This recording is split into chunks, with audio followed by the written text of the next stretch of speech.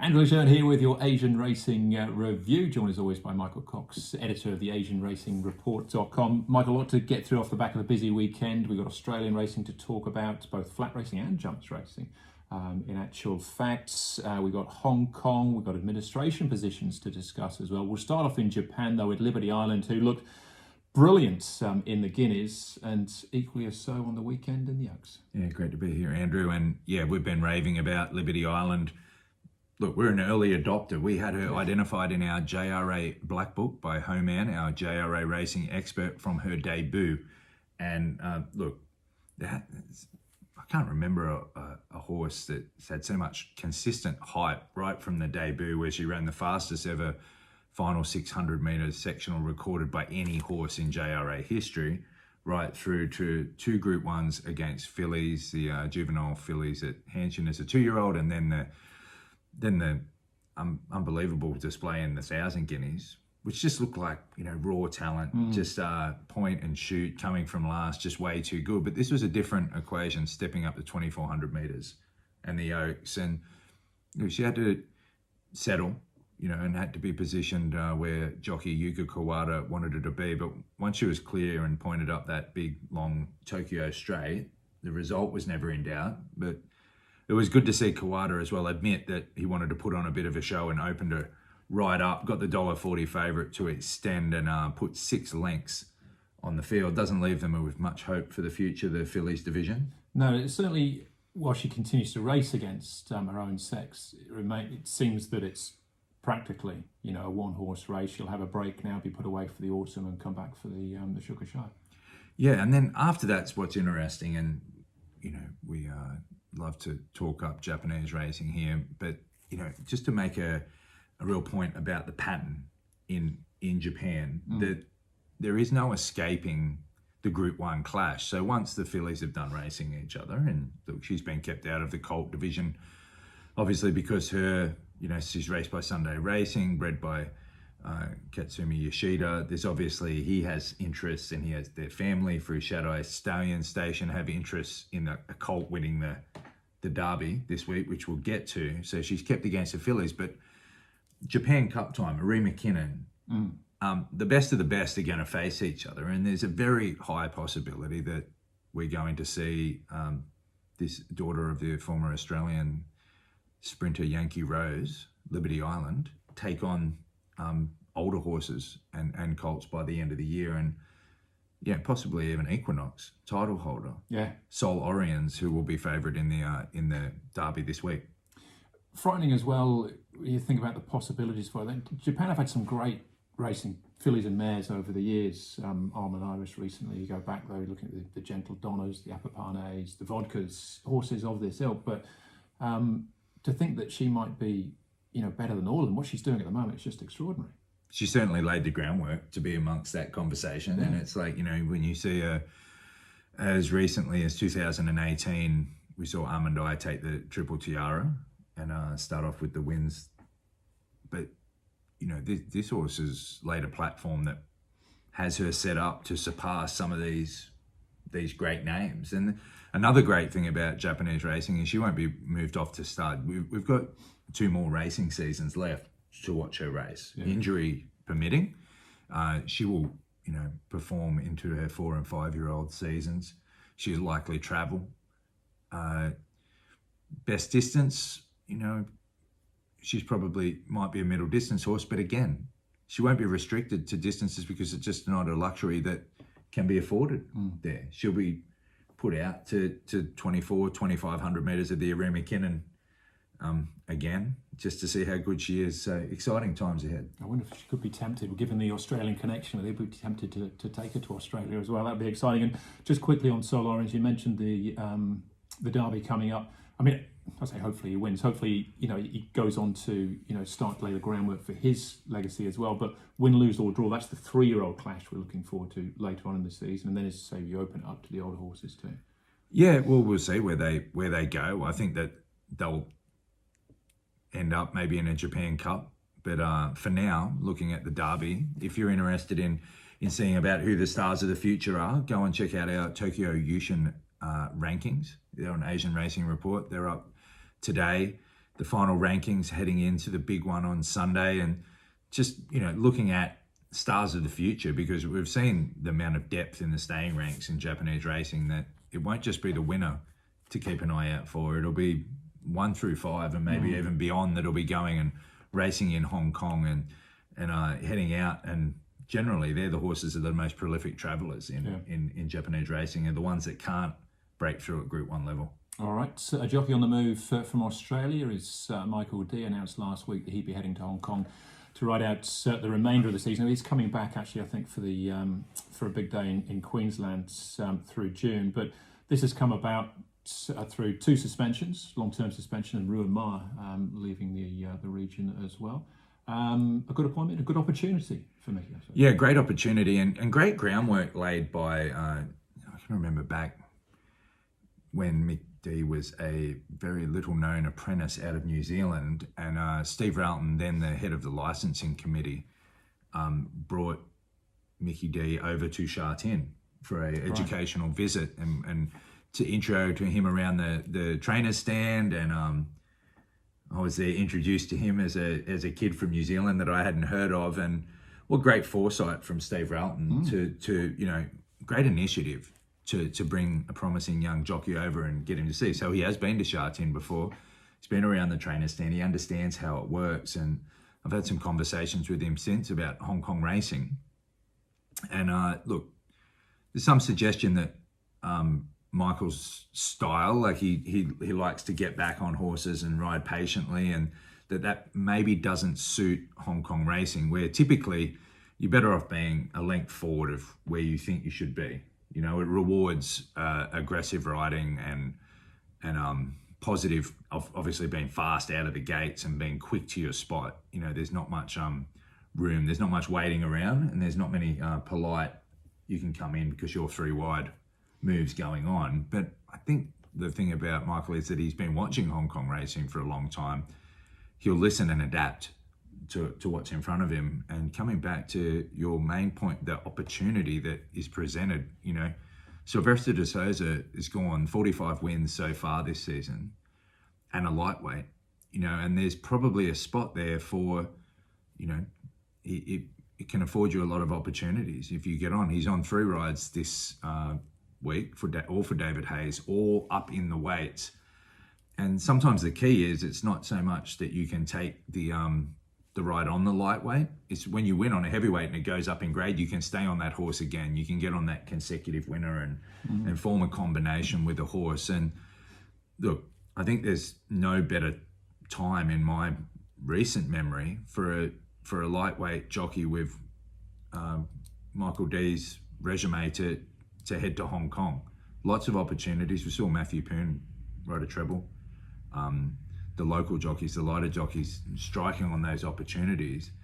But the new expat jockey is always going to be given an opportunity. He's got 2 months through to the end of the season where he can find a footing, and great chance. Goes there in form as well. Double on the weekend at Morphil, including the Group 1 and the Goodwood on Merchant Navy. That was for Kieran Maher and David Eustace. Just picking up on a point you said there, that he went over there to Sha Tin and was introduced around. I wonder if there's something for discussion later on, but an opportunity to bring in the younger jockeys, whether apprentices, just on a short-term contract, to give them that ground. Have you got time for a crazy idea? a quick crazy idea. End of season, no one even wants to be there. Let's face it, it's hot, right? This is one thing when you watch on TV there. I don't know why everyone's wearing suits.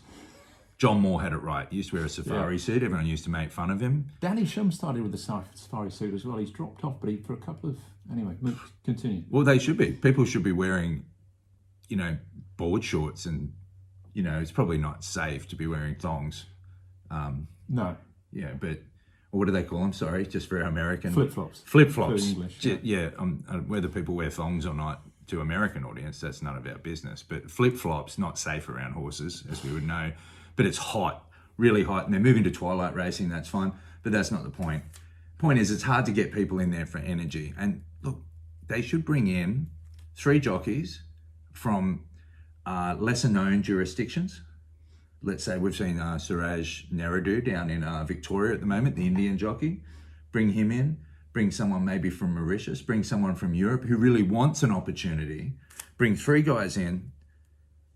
Whoever gets the most winners in the last 2 months gets a license, and make it a reality show, make it a documentary, follow them around, give them a chance, make it a side story. You know, like instead of people feeling they're look, Michael Dee is essentially riding for a license, but let's make it official. Let's pit some people against each other and give them a chance. I don't know. I've always thought that this end of season chance for riders was traditionally, it was filled up by Tommy Berry, Hugh Bowman, these type of jockeys coming to the winter carnival in Australia, and they come and they get their fill and they ride a bunch of winners, and that's great. But as it was shown, they weren't jockeys that really wanted to stay and take a full-time license straight away. Let's get a few jockeys there that really want to be there and are willing to, you know, do the hard work in the morning and get out there and follow instructions. And look, we've seen in recent years that some, you know, jockeys have come from left field and succeeded. You know, that Karis Teaton coming in, you know, we give someone a chance. They can't be any worse than the record that we saw from some of the jockeys that they've hung on to over a long period of time. Borges in particular, who's been disqualified now, as pointed out in a column by me last week, it can't be any worse. So let's look to left field, bring them in, and give them this end of season focus to see what they can do. All right, that's Michael Dee. Staying with the Hong Kong connection, and Kim Kelly, of course, was senior steward there for a number of years. Now back in Australia and teaming up with a former colleague in the shape of Steve Ralton. Yeah, Steve Ralton was elevated to the position of Chief Steward in Racing New South Wales after Mark Van Gestel from Racing New South Wales went to Hong Kong to replace Kim Kelly. So it's like musical chairs. We move it back around. Kim Kelly obviously had been there for a good part of 2 decades, 20 years, I think 13 years as Chief Steward in Hong Kong, had returned home to spend more time with family in Queensland. He doesn't need to work. He's in that luxury, as he told us in a story at the time of his departure from Hong Kong in January. Stewards Cup was his last day. He's gone back to Hong Kong, and he's answered the call from Steve Ralton, his former lieutenant in Hong Kong, to come back and work on a consultancy basis in New South Wales. Now, I think it's a great move. Kim Kelly is obviously heavily involved in rules committees for the IFHA, a great voice and a great has a great air of authority in a steward's room, and he'll be looking over some of the processes and practices of Racing New South Wales to make sure they're up to world standards, and he'll also be able to fill in for Steve Ralton when he gets a well-deserved break. I guess it's important to mention that I think it's a great move from Racing New South Wales, because I was critical of them in the past in a column I wrote last year about the exodus of stewards from Racing New South Wales, not just at the top level from Mark Van Gestel, but whether Racing New South Wales was doing enough to ensure that, you know, they've got a great tradition, the Sydney Stewards panel, right back through John Schreck in the AJC days, of producing stewards of world-class standards, and Hong Kong Jockey Club has been a huge beneficiary of that. The question I asked at the time was whether enough was being done to make sure that tradition was continued and that young stewards were coming through. And there's some problems there with the New South Wales stewards as far as HR, let's say, is concerned. Stewards leaving to jobs in the Greyhound New South Wales. So hopefully Kim Kelly's appointment bolsters the ranks, makes it a more attractive thing, and that's something they can look at. But yeah, well done.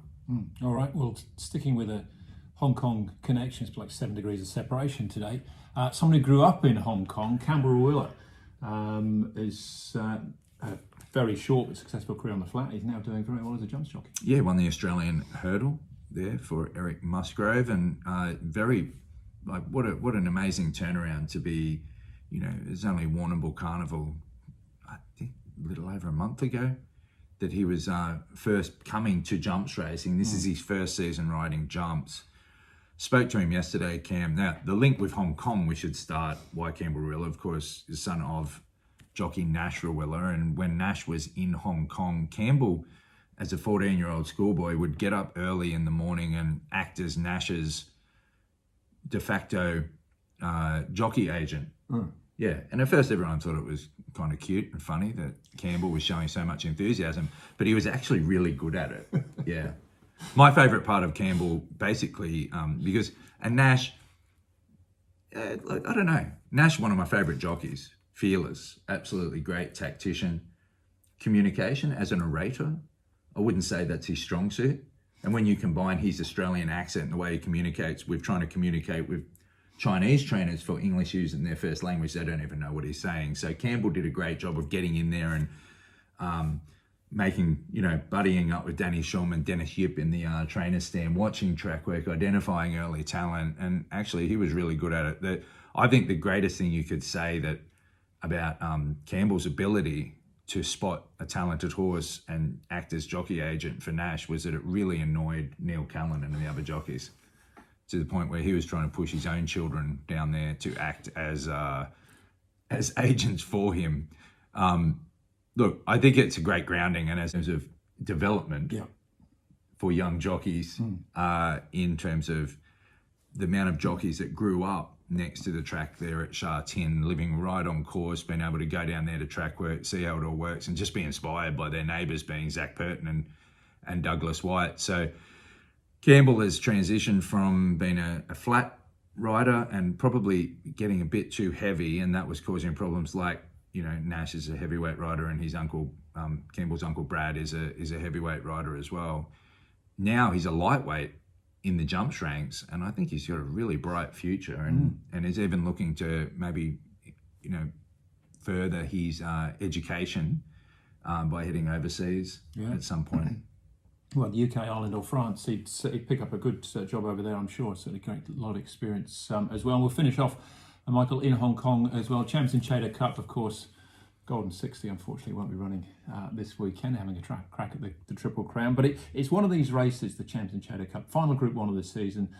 You look at the Roll of Honour, you've got the likes of Fever Pataki, you've got the River Verdens, you've got the Exultants, Russian Emperor last year, Panfield the year before. The Roll of Honour reads very well. It's not always the deepest field, but I do feel like there's a few up-and-comers coming through this year as well. Yeah, look, it's probably a deeper race than it has been in terms of that talent that's coming up. Straight Aaron is obviously a horse that has put his name out there since the Derby. We finished off well for fifth in an unsuitably run race. He's put a couple of wins on the board since then. He's obviously a stayer on the rise, and maybe there is a little bit of depth around there. As far as an actual race goes, highly tactical and great to watch.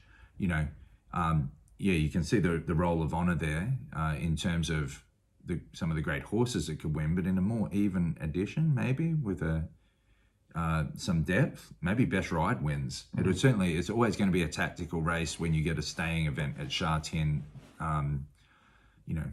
Fast to the corner, slow down the back, and then maybe inviting some mid-race moves and everyone watching that favourite Romantic Warrior. So looking forward to that race as a spectacle and as a tactical battle. All right, always baffles me there's not more international participation in the race, but we'll leave that for another time. Just to recap, you've touched on the way through what's on the site this week, but the Derby rankings as one, and we're looking forward to the Tokyo Yushun. It's a big race, a defining race, and in the next week as well, we'll be starting to look at, it's our 1 year anniversary at Asian Racing Report. So next week we'll have the best of specials. Yeah. Like when you watch the old sitcoms, at Christmas time, Christmas special, I'd be like, I've seen this one. Remember that time? Yeah. Remember that time I wrote about the race in New South Wales stewards? It'll be a short special then, for sure. Yeah, we'll be maybe taking a look back at some of the best work that our team at Asian Racing Report has done this year. But coming up to the Derby, it's a big week, a defining race in Japanese racing. So lots of great content coming up. All right, there you go. Like and subscribe, of course. Keep following us all the major social channels as well, and keep tuning in for more from Asian Racing Review.